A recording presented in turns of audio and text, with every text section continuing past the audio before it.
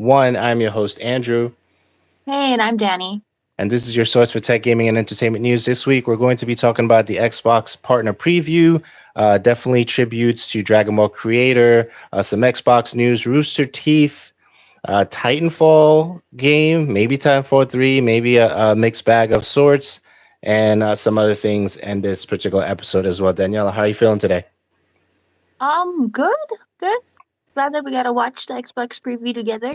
Yeah, I want to do more of that. I thought that was really cool. It's just a good vibe. It's just a good vibe. Top of the show, Xbox partner preview. There was a lot of cool titles there, which I was surprised. For me personally, definitely talk about what you took away from that particular show. Well, overall, it was just clean and simple. Pretty much showed you game trailers, a little bit of gameplay, and then like if you want to go and check it out, go check out the Xbox Wire for interviews, further deep dives into that. They just gave you the raw game, but then it's also a nice segue for them to get traffic, to their own sites, to their own platforms for you on what you're interested in. Because I think sometimes, like, yeah, that's cool, but you're not interested in it. But sometimes they throw in like this 10-15 minute interview, and you end up, for people who not interested, they end up like, okay, where does this end? Where's the timestamp to get me ahead to the next game? So For this sure. one, I kind of like this format. I But, do. I really do like this format. Go ahead. but yeah, there were some good titles in there. They had a pretty much strong listing of games. So some of them, one of them, I actually kind of forgot about that, and then it was Alters. I can't remember when they originally announced that one, but it seemed interesting. But I forgot. Like I meant to like keep it on tabs on it, but I didn't, and it was really nice to see that and see that more of the story and to remind me. And I'm sure there's a lot of gamers like that. Like they'll do a teaser trailer or announcement like 2 years ago, but you don't hear much more about it. And then here we are again, coming back with that. But what did you think about it? Yeah, so with the altars, I thought that was interesting. We saw that really recently. It wasn't that long ago where they showed that particular thing. But to me now, watching it during the Xbox partner preview, it made more sense of what the story was about.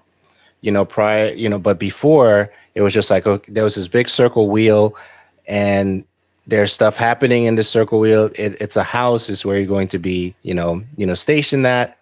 But now, as I watched it, as we were watching, I was like, hey, this looks like a Death Stranding inspired game. Even when they're walking around on the planet, I felt like it was Death Strandy a little bit, right? And that's not necessarily a bad thing, because even when you look at a game like The Sinking City, that gave me a vibe of Alan Wake a little bit, right? So as much as we want to say games are new, games are totally independent from other things, we can see so many different inspirations of the games that we see. So I thought that was really interesting.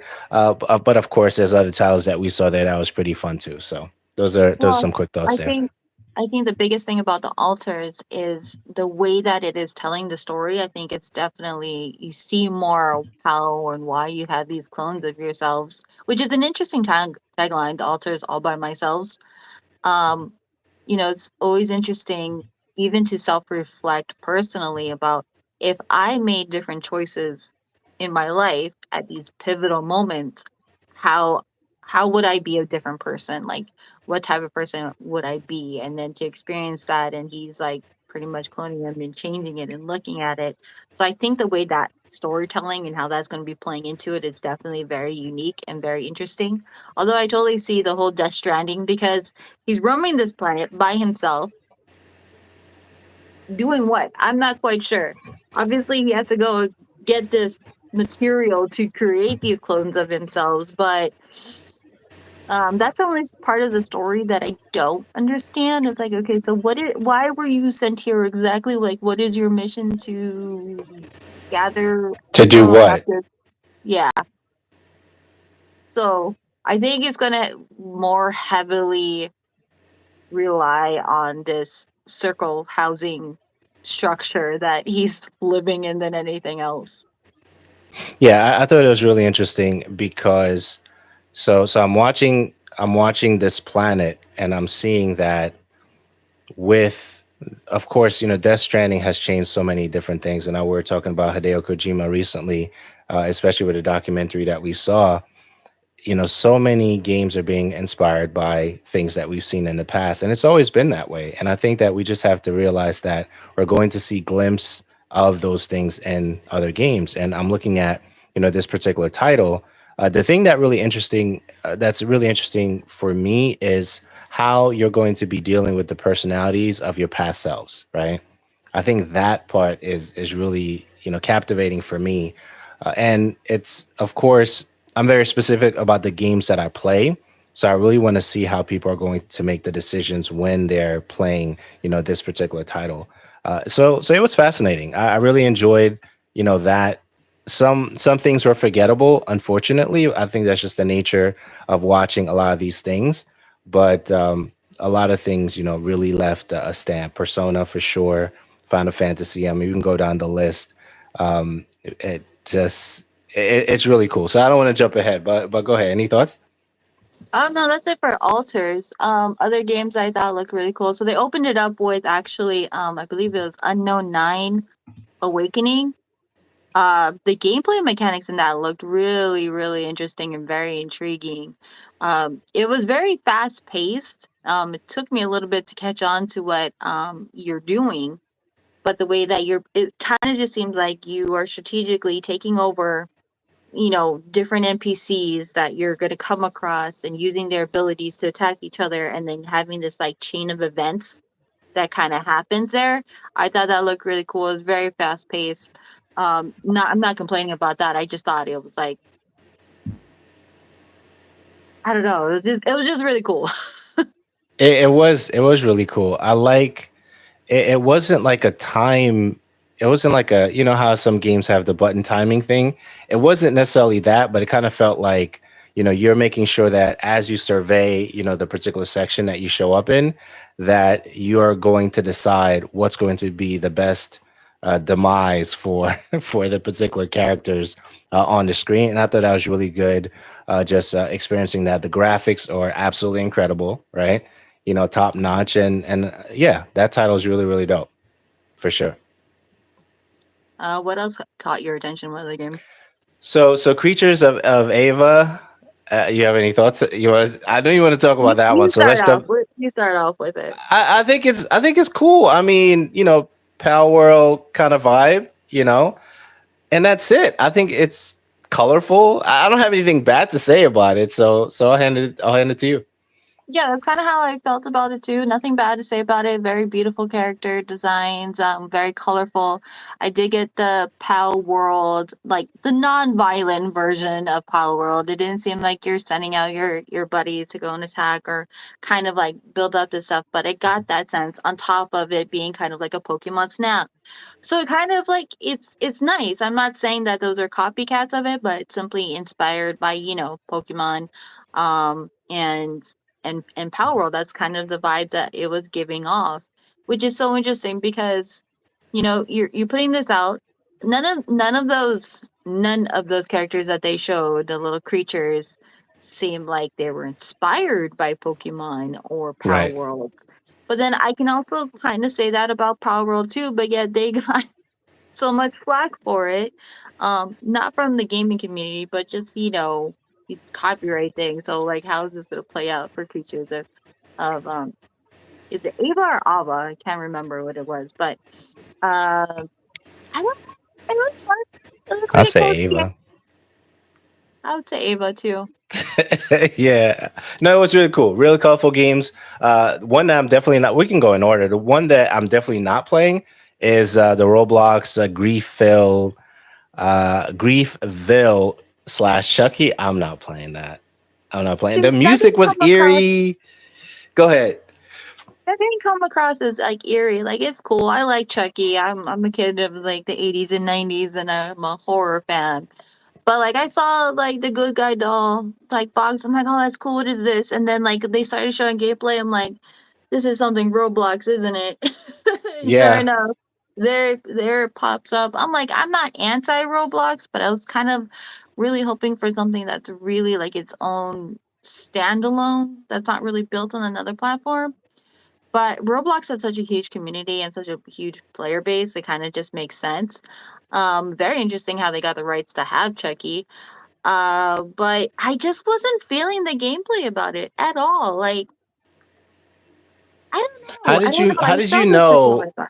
how did you know it was Roblox? Because I'm not familiar with that Just the way sandbox that it engine looked. or okay. It's just the way that it looked, like the little, the players and everything like that. Like instantly, I got Roblox vibes, and sure enough, it's just like you can tell a lot of the stuff that's built within Roblox they kind of have a similar look. And I'm saying all of them, but some of like a good majority of them you can tell straight off the bat. Like, oh, okay, this is the base design of Roblox characters that you're just putting skins and all this textures on top of.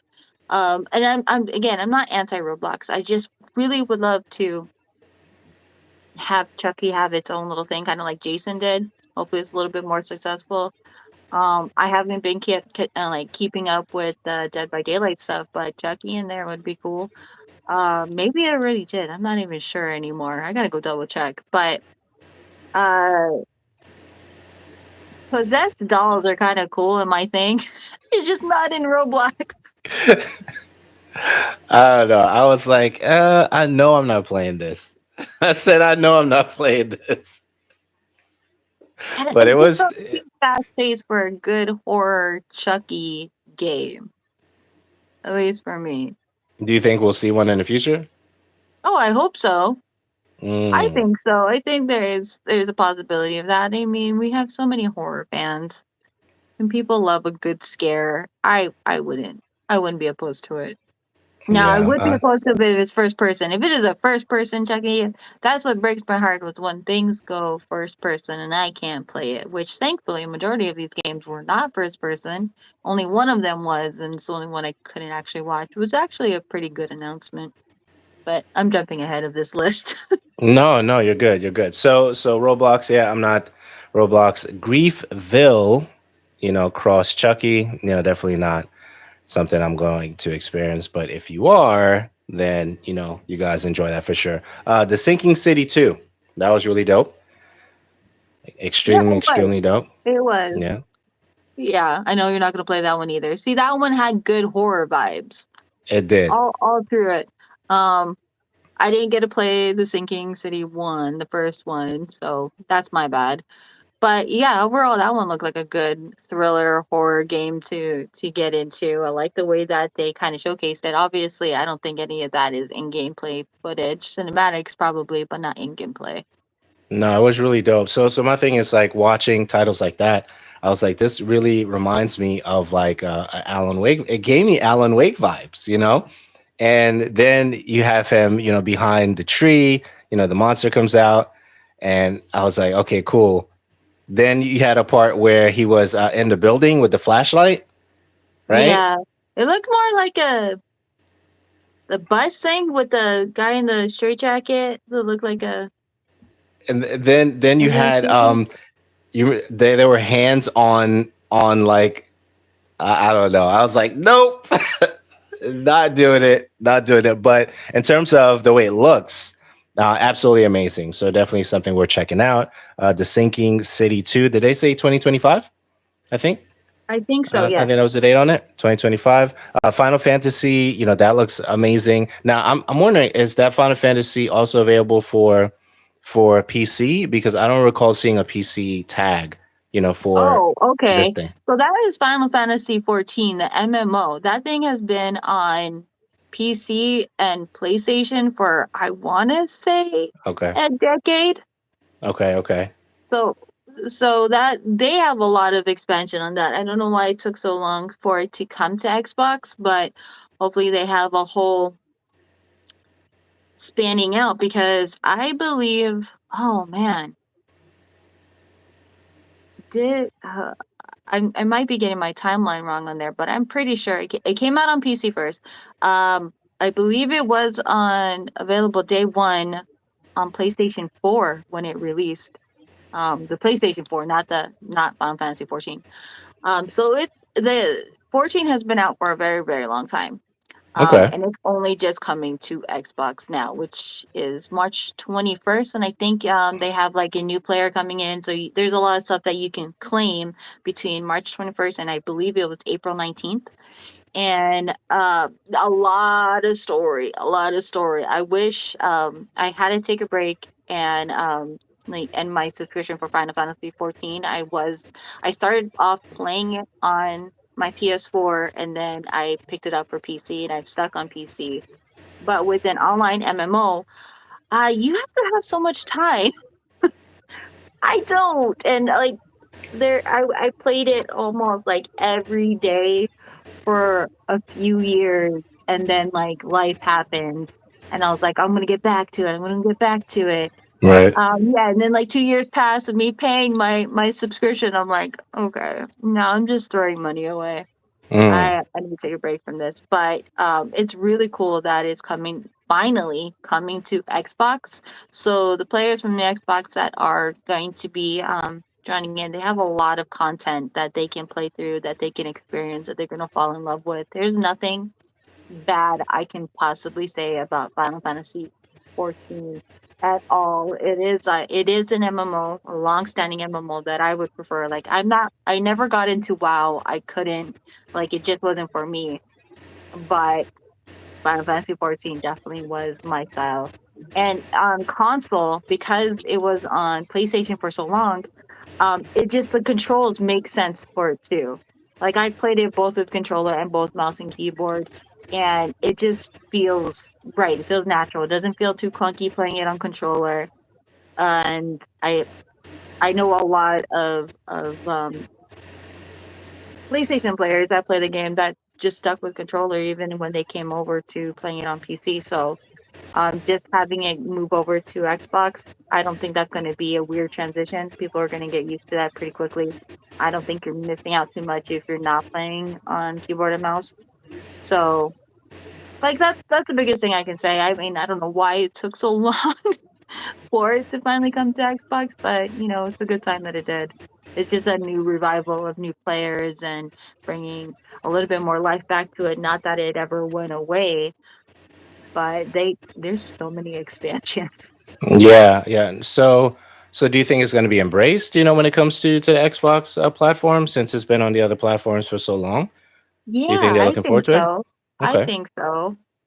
I don't see why it wouldn't be. I mean, granted, like JRPGs are their type of niche there, but then when you have it as a MMORPG, like look how well that Final Fantasy VII is like huge in popularity. Yeah, that's not an MMO, but it falls within the Final Fantasy realm of things and people just love it and it's just doing great.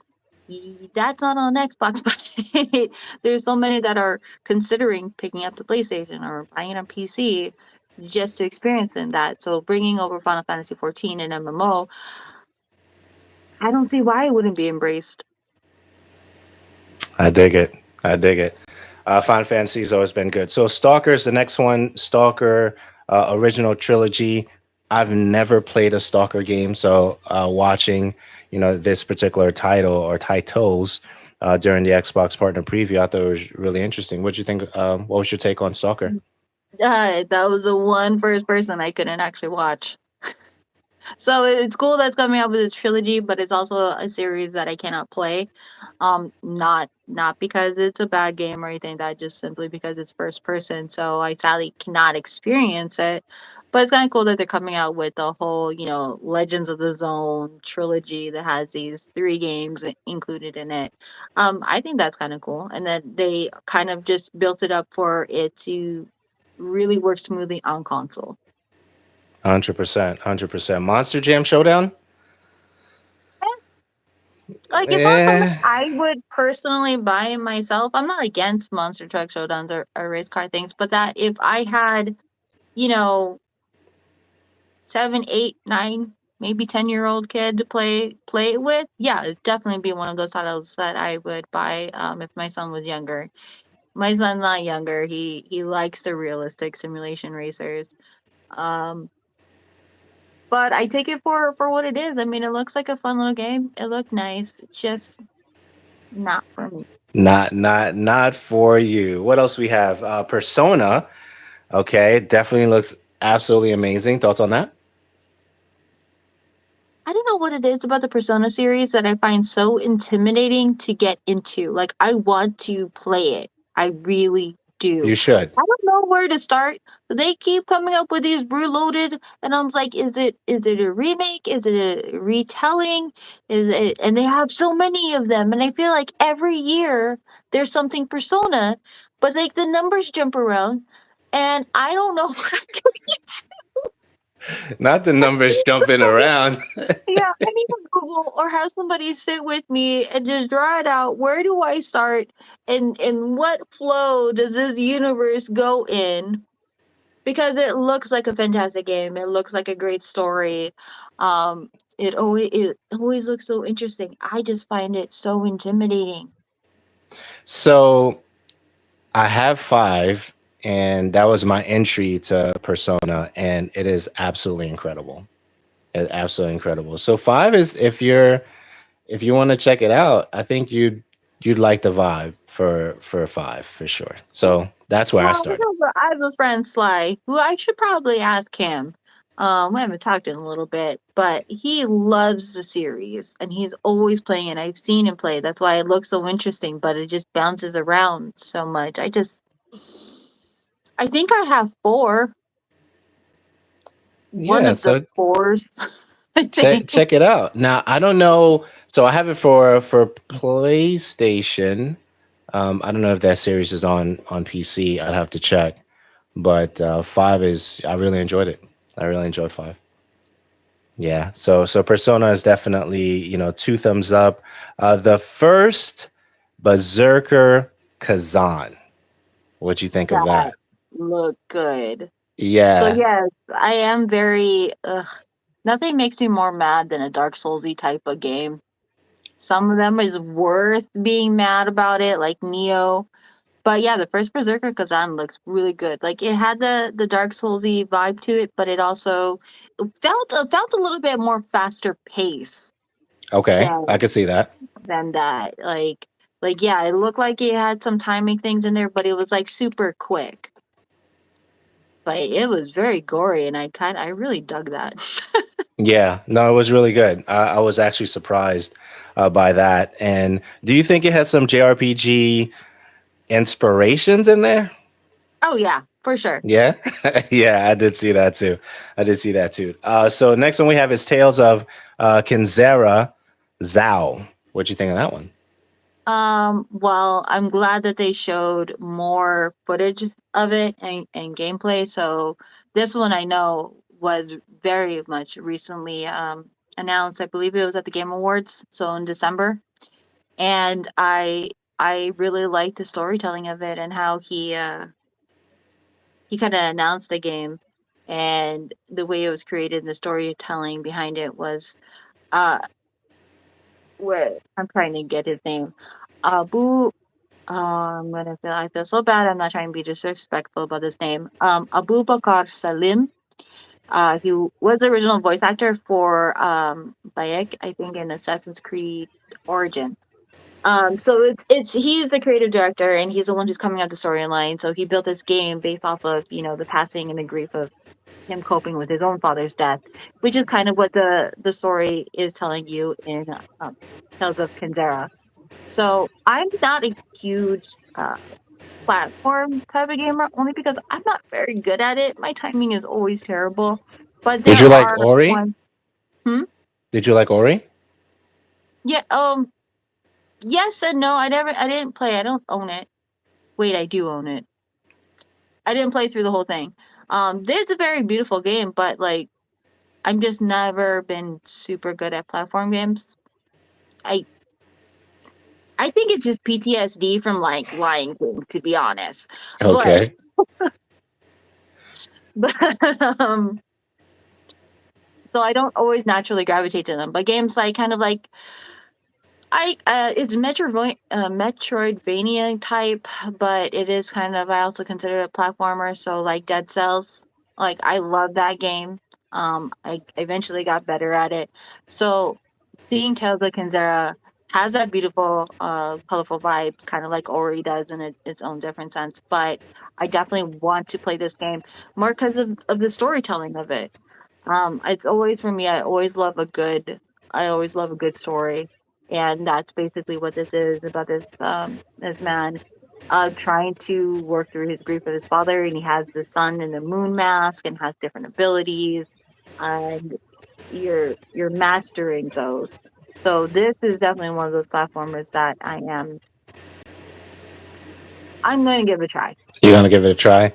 Yeah, Yeah. I was thinking as I was watching it, what game it reminded me of, and definitely Ori. I got some inspirations from Ori when I was watching it, and also Dust and Elysian Tale. Even though Dust and Elysian Tale is a hand drawn game, I think this one isn't that, but it kind of reminded me of, there's just certain games that when they come out, even though that they're a platformer of sorts, they pull you into that world, right?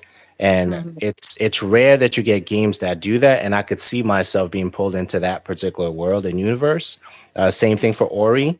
Same thing for Dust and Elysian Tale. So I was really pretty pumped when I was watching, what they showed at the partner preview. So this is really dope. Yeah, it comes out actually this year, April 23rd, 2024. Yeah, that one was pretty dope. Frostpunk 2, any thoughts on that? I don't know what to make of that. Not really. I mean, visually it looked cool, but no. Yeah, I didn't even know what to make of that. And last but not least, I think this one I was actually surprised. The more okay, so the first time I saw it, I was like, oh, cool. Second time, I guess, and I was like, this is really cool. Okay, so what do you think of Kunitsugami, Path of the Goddess? Well, there's a little bit of correction. Not last but not least, we did miss out one game that we're gonna have to come back to. Okay, Sorry, but Kunitsugami, Path of the Goddess. So initially, I think it was the first 30 seconds of it. Um, I thought it was way too colorful. Like Tales of Kinzera was very bright, very colorful, but it was done in such a like you could take it in very easily. The first like 30 seconds or so of Kunitsugami was too visually overwhelming. There were so many colors going around everywhere. I couldn't make out really what was happening until they kind of slowed it down and started, showcasing about what is this path that you're going on? What are you doing? Cleaning out, cleansing, helping villagers, giving them tasks to during the daytime. So it's like there's a day night, balance there cycle of type, what yeah. what you're trying to do. And I'm like, okay, I get it now. Like now that you slowed it down. And even after just being able to tell what you're doing, what your task is, what the gameplay is going to be like, then I could take in like, all right, this is actually really cool. I like this whole thing. You're guiding this maiden, this goddess, through this village, which I take as like you're trying like they look dilapidated, they look like they're just struggling, and you're helping to cleanse it. You're helping to help them rebuild before nighttime comes. And like these villagers that you help, that's going to come and assist you with these nighttime battles against these demons that are coming through the shrines, to help further cleanse it out.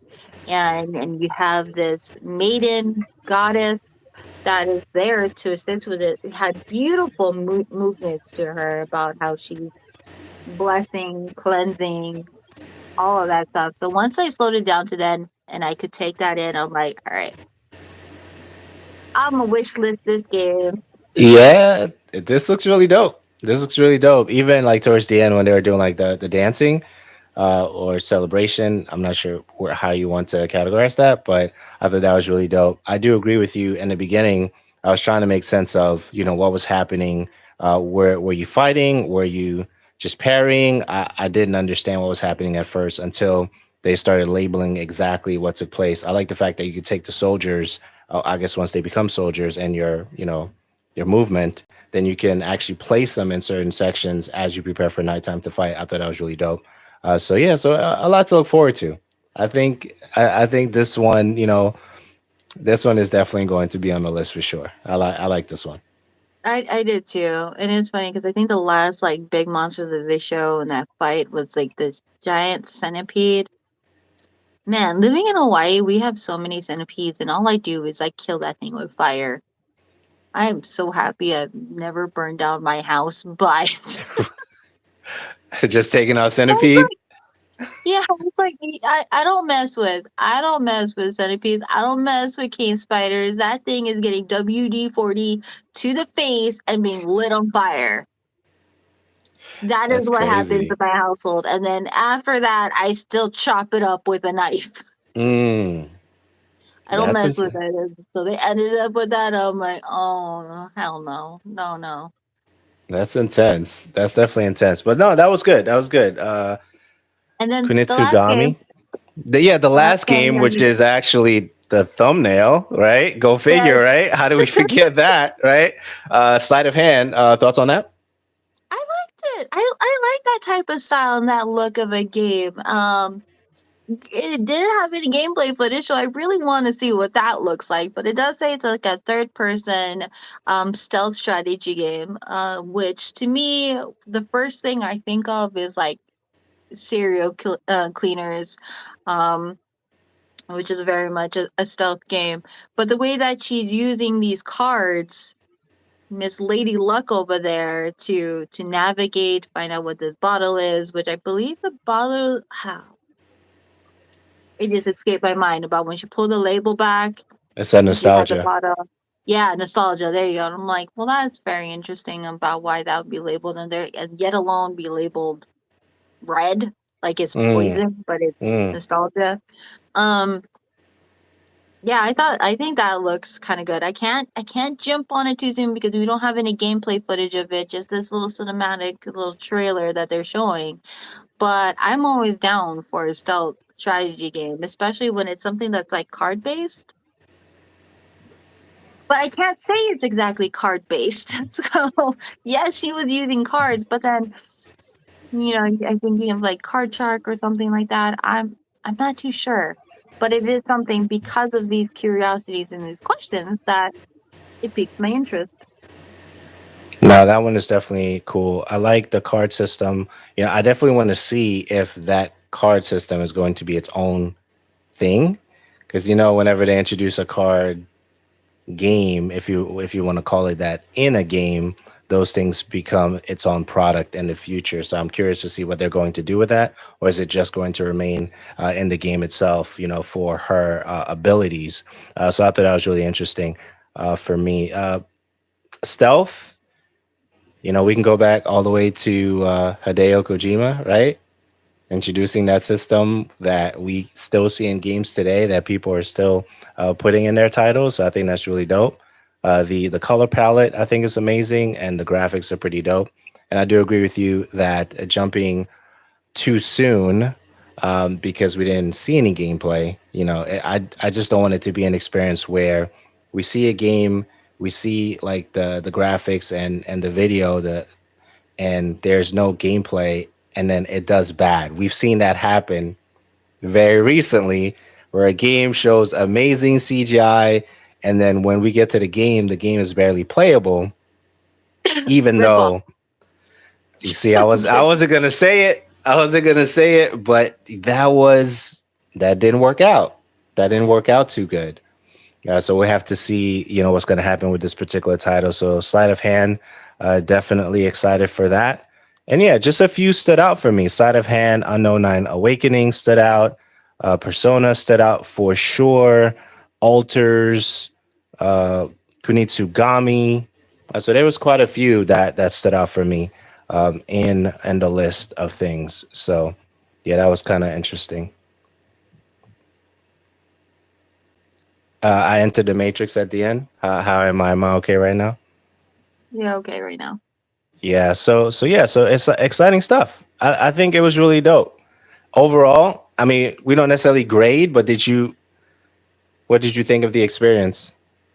I liked it more than I want to say about half of the games I liked. and I'm interested in, and I'm pretty happy to see more of. So I'm not disappointed about it. I mean, I think if at least half of the games I liked, it's a good showing. I don't feel like I wasted my time, but at the same time, it was only like 29, 30 minutes long. Right. Exactly. Yeah, no, it was really good. I really enjoyed it. Next thing that we have tributes to Dragon Ball creator Akira Toriyama. Daniela, what are your thoughts and takes on this? Um, Akira, Memories. Tor- Akira Toriyama, I think he had a huge impact on many generations, especially on our generation, in creating Dragon Ball and teaching us so much things and giving us something to look forward to in the afternoons on Toonami. Um, I don't think it's ever an easy thing to lose such a huge, impactful creator. That we never ever, like, most people never get to meet him, but had such an impact on our life, and just to lose that. And he was also part of a few character developments for some games for like Blue Dragon, which if you've never played Blue Dragon, came out on the 360. It was a fantastic game. To having the Dragon Ball manga, that I don't know anybody who doesn't know Dragon Ball at all in some capacity, or fallen in love with it, or entered into it, and found a story that they can relate to or enjoy. So it's never an easy thing to lose somebody who created a world that you fell in love with. And for so long, like, I remember watching, I was a little bit late to the game of watching Dragon Ball, and by late I mean like I started watching it when I was 14, I believe it was. And when I had my son and he was old enough, I started watching Dragon Ball Z with him and introduced him to Z. And it's like the series isn't going to go anywhere. It just hurts to not have them there to be a part of it still. Yeah, 100%. Yeah, it's like, when you grow up with, voice actors or creators that influence your entire childhood, it's kind of tough to see them. And then around this time, when they're transitioning, you find out that they were a certain age, and some of them, pass away and transition very young, and we look at some of the ages that we see of recent individuals who have passed the last couple of years, are like, I didn't realize they were, that young. So I think that I do agree when it comes to, whoever it may be, whether it's a person, a team, a voice actor, specifically that has, whenever you hear a character, you only hear that voice, right? Like Batman. There's only one person I think about when I think about Batman when it comes to like the animated series and things of that nature. So it's really interesting to just experience that, but we're always going to have the memories, and for that, I'm grateful for that. Always grateful. And just to see, like, across the board on all the socials, like, how many people that have taken it, to heart, and, paying their respects, even fellow creators. Um, that's just never, it's never an easy thing. And, I'm I have no doubts that when the time comes for people, the time comes.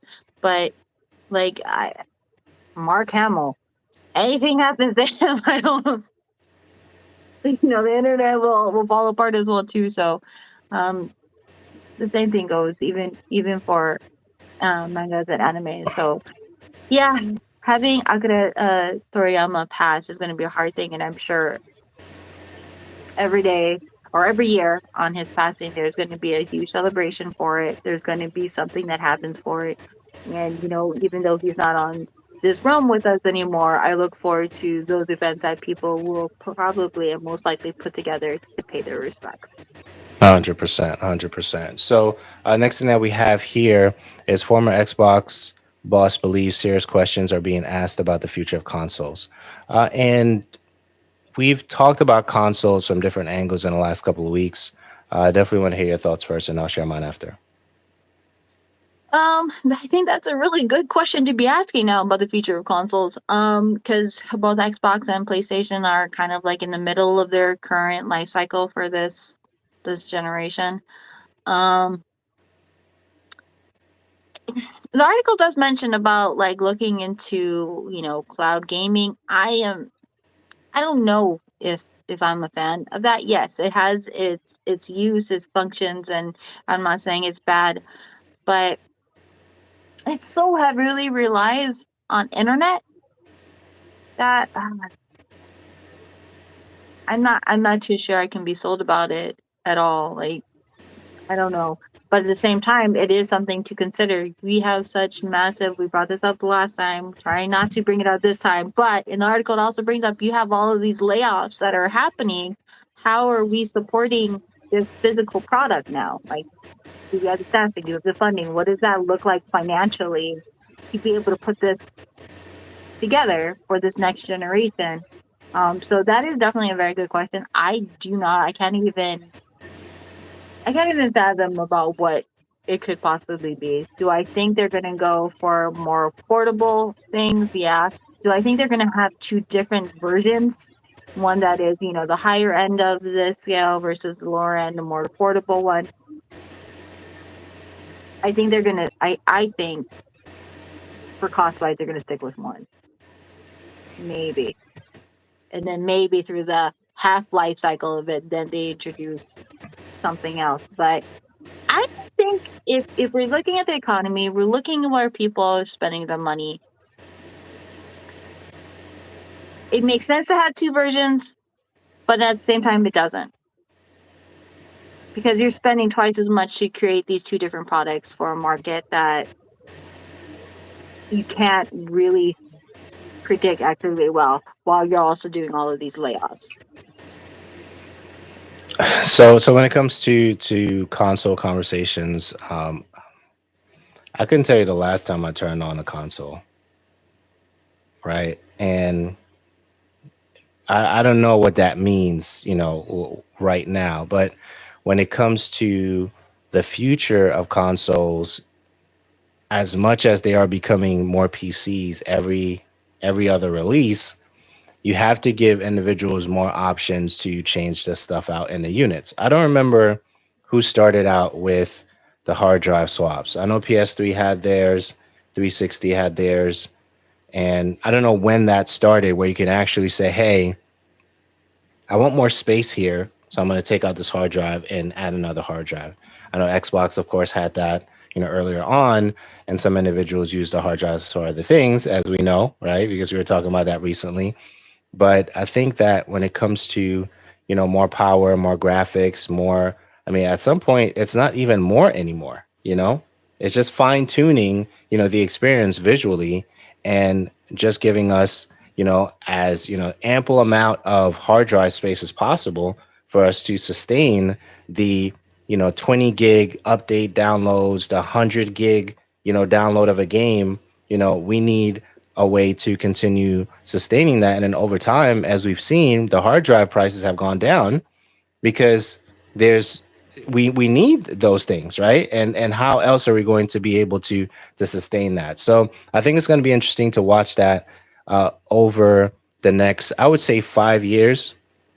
And the reason I say 5 years is because of the recent conversation that we're having about, how the controllers have matured to having parts that don't break down. So where keyboard and mouse people, they would have, a longer time period with their devices before they start breaking down, while the controller people would have to replace the controllers because of the drifting and the different things that we're talking about recently. And I think there's going to be a fine line between those things where at some point we're not going to keep buying these refreshers of systems, especially if you're in the console world. And I do agree with you. You're going to build one, and this one is going to sustain for a longer period of time past the part where you would get a pro of a console. And I think it's going to be an interesting thing to watch the next couple of years because people are trying to buy one thing that's going to last them for a very long time. And what does that mean for a keyboard? What does that mean for a mouse, a headset? You're replacing pads, but you're not replacing the headset anymore. You're not replacing the controller. You're just replacing controller parts or swapping out parts. So I think we're at a place now where we just want our stuff to work and we don't have to keep buying it every year. And if we're going to have a solution to that, that's what we're going to have. See, with you talking about that, I would be totally open to a very, I guess it'd be modular console. So you have your base console there, has whatever, specs it has, but then it's easily swappable for like if you want to upgrade. Well, everybody does hard drives, but like if you want to upgrade, the speed of the processor, you just kind of like pull that out, send it to manufacturer, and you buy whatever your placement to put it into there. I'm very open to something that is kind of, in a way, kind of like a PC, but in a console where, like, when you upgrade your PC, you don't have to do all of the parts. You don't. You can do it over time, and you just change out your RAM, change out your hard drive, change out your CPU, or change out your CPU cooler, and you don't have to do it all at one time. Because you have like your standard whatever your ATX case or um and you just buy the parts as you need it, as you want it, or as it needs an upgrade. Yeah, there's some people who will do a whole refresher, but if you start off with a solid build already, you just upgrade as you go along, as needed. I would be open to something like that for a console, whether it be PlayStation, Xbox, or even both of them. I'd Yeah. be pretty open to that. Yeah, Because I you do definitely it like you see. were mentioning. I'm sorry, go ahead. No, no, you got it. But like you're mentioning with like controllers, like your joysticks are drifting, you just change out the joysticks, buttons, templates, whatever it may be. You're getting to the point where you can just swap those out.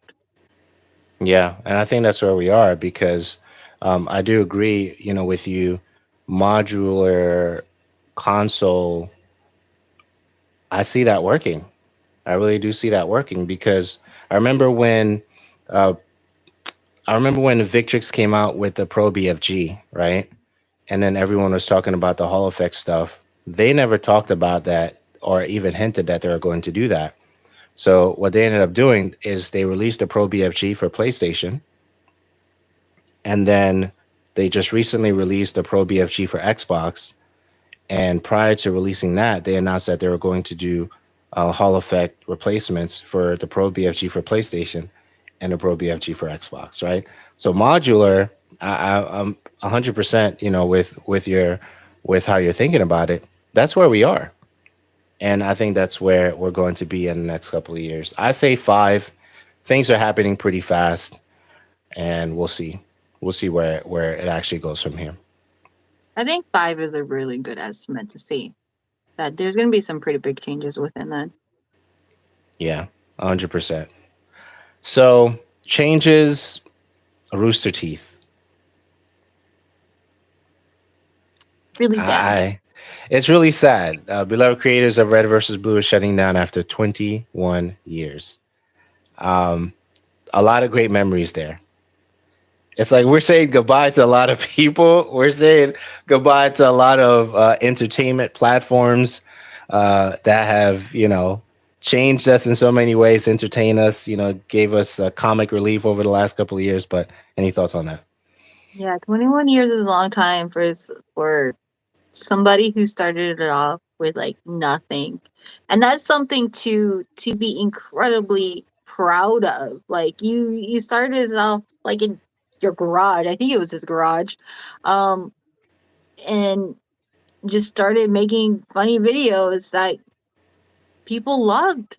And you had Red versus Blue there, which I was never a Halo person, but I love the Red versus Blue series. It was just really funny. It really was. And to It take was. that and to build this, like, I would say, an empire that you have these bigger conglomerates want to buy and be a part of, um to help you find your success. That is something to be very proud of, the whole team. But it is really sad that they're part of this whole layoff and shutdown, and to say goodbye to it, because like you also had Ruby that was in there, which is such a great, fantastic series. Like what can you do? Yeah. It's another thing to say goodbye to, and I really hope that they and the team find new homes. Maybe even create their own, like start their own thing and their own little studio, and still bring that the creativity and humor um, to their new projects. I really hope that is what happens. Yeah, I don't think it's the end, right? Whenever we see stuff like this, we usually see splits. We usually see, other individuals in the team, start something new. You might see a different podcast, born out of that. Another Hmm. video platform born out of that. Maybe a different scale, more focused on, the video platform of the world. They might put their stuff on YouTube and stuff like that. So I don't think it's the end. It's really to be continued. We didn't think that we would see, a lot of the games that we're playing today, but it's, we were inspired to create, and we're going to continue creating. So yeah, we'll see what goes on. I don't think it's the end either, but we'll move on. So former PlayStation exec calls exclusivity the Achilles heel of blockbuster games. Now this is an interesting, thought, an interesting play to say something without really saying something. Daniela, what do you think about that? It is, to a degree. You mean you're exclusive, like their PlayStation's done it, Xbox have done it, but it does.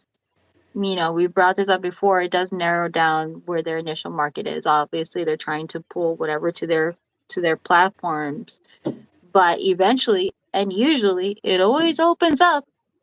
It always like, all right, we had our year with us. Let's go to PlayStation, or let's go to Xbox, or let's go to PC. To bring life, bring more money, but it kind of is a weak point when your initial actual day one is just limited to one or two platforms. Yeah.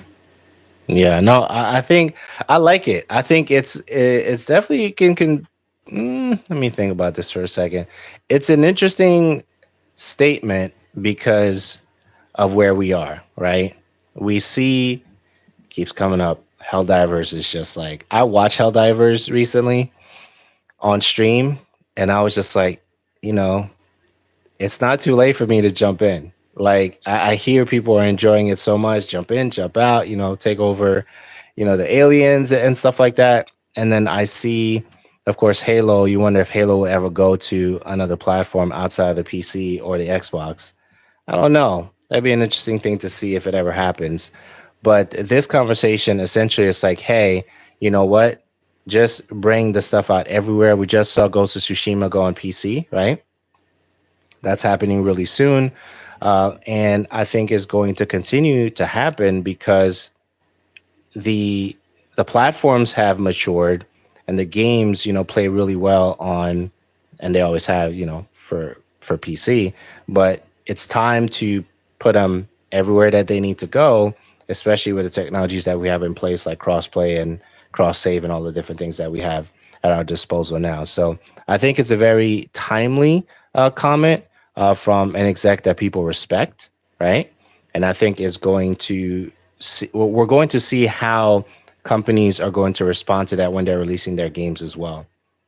Are they only going to release it on the Xbox platform because of Game Pass and day ones and things of that nature? Or are they going to venture off and try to get it everywhere so everyone can enjoy it? Because yes, there's a cost to do those things, but you're also going to gain revenue if the game is really good. And we see that with Helldivers. So I'll end there.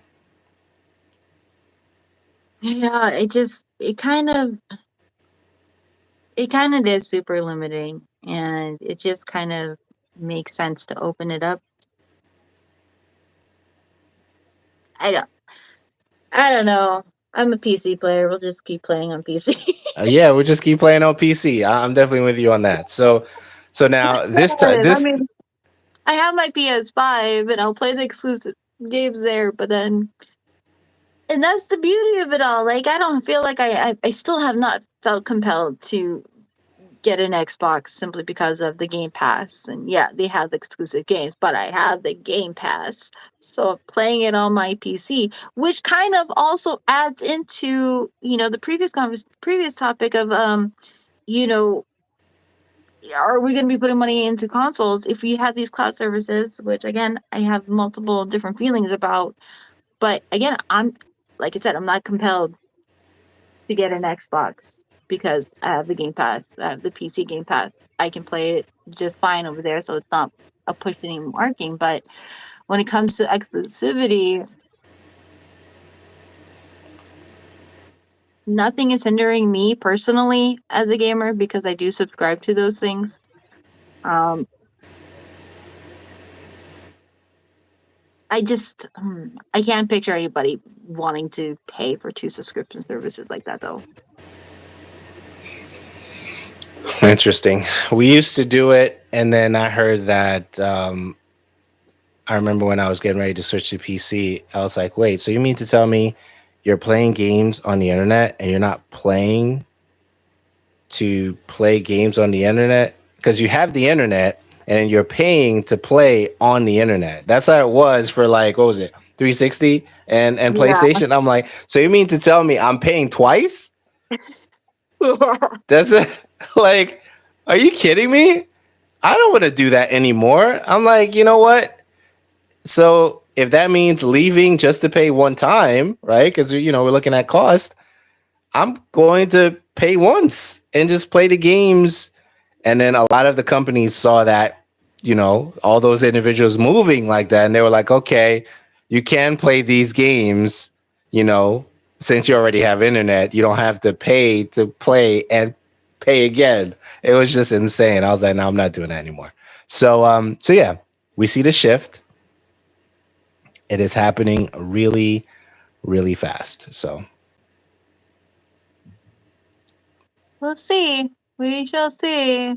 But we if we shall can see. stop getting the exclusivities here and having your games exclusively here, like, I think that word has lost its allure to it. Because I remember, man, were we like playing old age game here?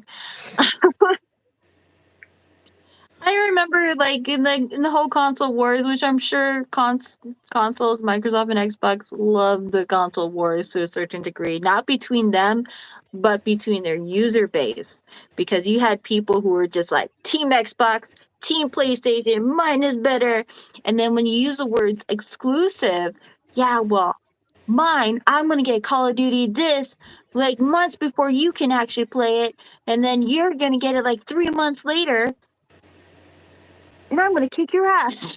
Right. Like, And who benefited from that? PlayStation and Xbox. That's right. That's And right. that's the whole thing. And then you had those really huge headaches of like you want to play certain games. I want to say it was Resident Evil. Like where all of the skins or all the little special things depending on what edition you got, it wasn't just like, oh, you get the gold edition, you get everything. No, you get the gold edition on PlayStation, you get this set. Or you can get the gold edition on Xbox and you only get this set. But if you were a massive collector, here you are buying like 3, 4, 5 different copies just so you can have Just to get. everything because it was exclusive. I think that word definitely has like, you need to exit the game. Yeah, it definitely it's diluted now. And it's just one of those things where, you know, we just want to play the games where we want to play it, that's where we are. And it's at a place now where we can for most games, but I think some companies are still trying to get there. What's up, Aaron? Some companies are still trying to get there, but we're at a place now where even when we look at the next topic, right? Titanfall director reportedly making new Titanfall game that's not Titanfall 3. It will make sense to just release them everywhere, right? Release it on PlayStation, release it on Xbox and PC. Of course, crossplay is a given. It's not something that we should be waiting for. Even though it was interesting to see Warframe introduce I think, crossplay very recently, right? Which was Yeah. shocking to me. That didn't make sense. But this Titanfall game, we kind of talked about it briefly. You said that it's the game is lacking vision now based on how they're talking about it. Can you like talk about that a little bit? So yeah, the article that we're pulling this from came from Eurogamer, and I don't think the article was poorly written. I think the article itself was written just fine. It was really I guess the quoting from the actual interview or discussion that was had. It does not seem clear at all. Like, we're gonna make a new Titanfall game, but we're not gonna name it Titanfall 3, where it's gonna be something else. But within that universe, and yeah, we totally stopped making that Mandalorian game, but we're gonna make this other Star Wars game. And yeah, we just want to make a game that is Titanfall, but not Titanfall, within the universe, but not in the universe, and also work on these other projects that fall into another universe, but we canceled out the part of the universe that we were originally in. Like, it's just super weird to me to have like all of that in there. It, to me, it comes across as behind the scenes. We don't exactly know what we're doing. We're throwing stuff on the wall, hoping it sticks, and then we can have a direction. That's what is coming out to me. Like, that just seems really weird.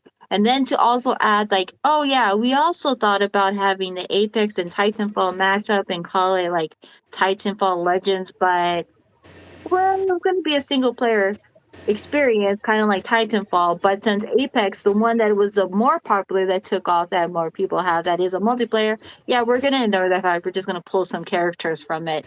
Like, I don't know what the deciding factor is in that, but like, if you're going to do a mashup between like games, but one is more popular that people like, which had the multiplayer, the PvP in it, and then mash it up with a single player, I don't think it is a smart thing to take away the element that made that game popular. 100%. Maybe it doesn't have to be a PvP, but it should be a co-op. At least a 4-player co-op. Yeah, so Titanfall can't afford, and I do agree with you. Titanfall can't afford another mishap. Now this is EA, right? And Mm-hmm. they just let go 900 people. Was that EA? 670. Yeah. 600, Or was it 600 900? plus. I don't know. It was a lot. It was It was a lot one of is already people. too many. Yeah, then you start wondering how many people were in the messaging department to make sure the messaging that goes out for the game is the right messaging, right? Yeah.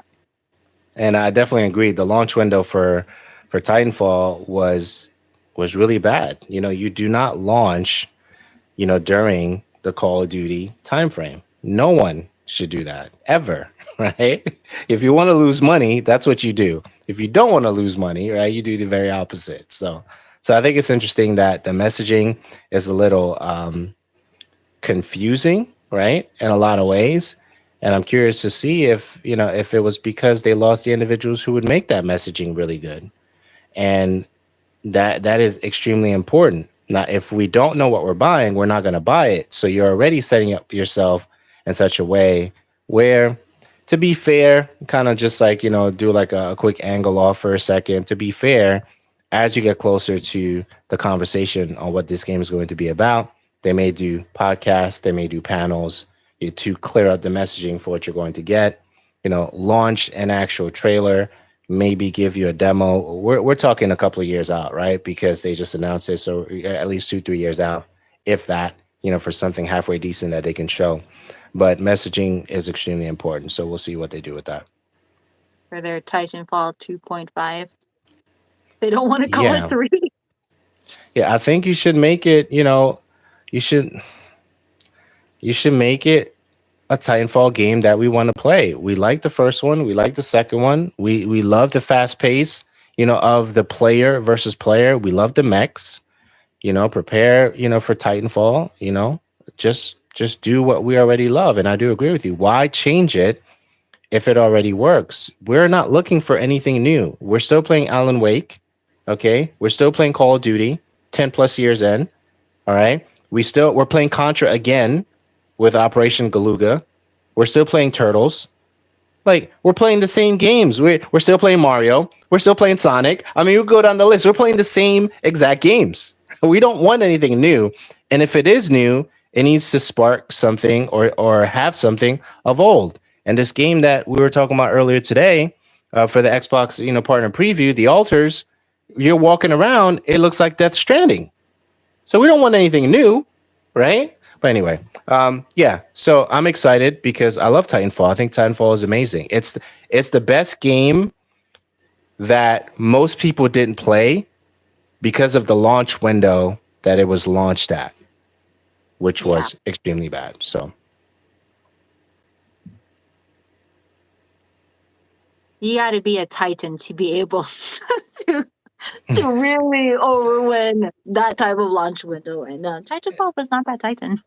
yeah, you're not gonna take over Call of Duty like that. It's almost impossible at this point, unless it's Call of Duty coming out, right?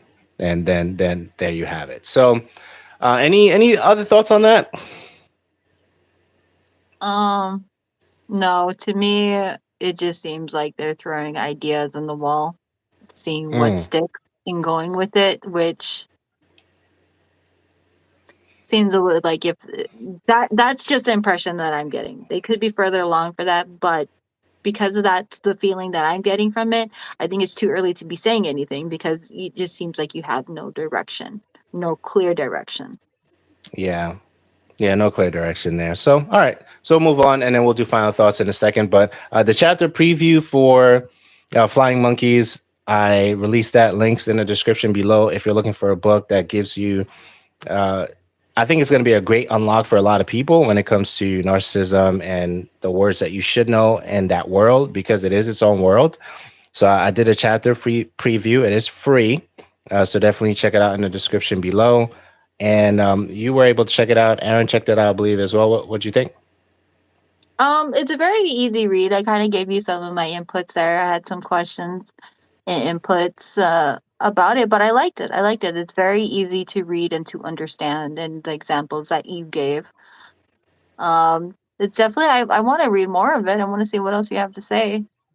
Yeah, 100%, 100%. You're definitely gonna get some more sneak peeks as we're well into it now. I think we're at least 50 plus pages in. So just formulating everything to make sure it's actually the way it's supposed to look. Of course, I think I made some adjustments. I think manipulation is going to be a chapter. What does that look like? And then narcissism is definitely going to be a chapter at the beginning. And then how to spot it, even though we do that every single chapter, I'm going to have a specific chapter towards the end on what you should look for and how do you know that you're involved in it. I think those were some of the suggestions that you had. So I'm definitely going to make a note on that for sure. But I think it's coming together really, really dope. And didn't design the cover yet, but I have some ideas for the cover. But yeah, so we did Xbox partner preview. But as far as like the book or the preview, definitely check it out. Links in the description below. That is a chapter preview for that. But we talked about the Xbox preview, Titanfall. We talked about Rooster Teeth and a couple of things. Anything that you want to wrap up with before we head out? Yeah. As always, before the show, you're like, "Is that all we have to talk about?" Yeah. We always have a lot to talk about. We always have a Yeah, lot we to do. get to it. We do. But you're good? You're good? Yeah, I'm good. I am solid. That was a great episode. I appreciate it. So where can I find you? They can find me on all the socials at Miss DJM. And Andrew, where can they find you? You can find me here on YouTube. You can also find Miss DJM. I have your YouTube channel. Links in the description below. So definitely check her out. You can find me at Uriah, Uriyya. And appreciate you coming through. Aaron, always a pleasure. And we'll see you guys next time. Take care. Bye.